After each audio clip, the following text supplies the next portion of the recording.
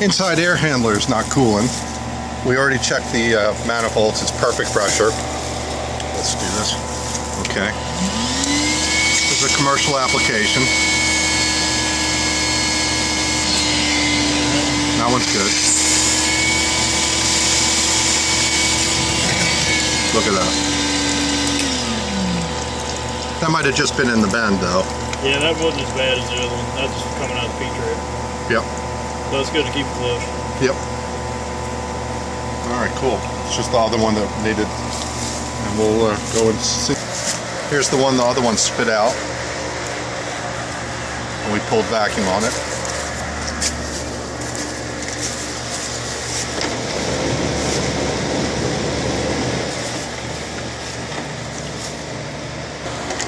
I'll tell you, the temperature is real hot on top. It's over 100 degrees, I would say. Yeah.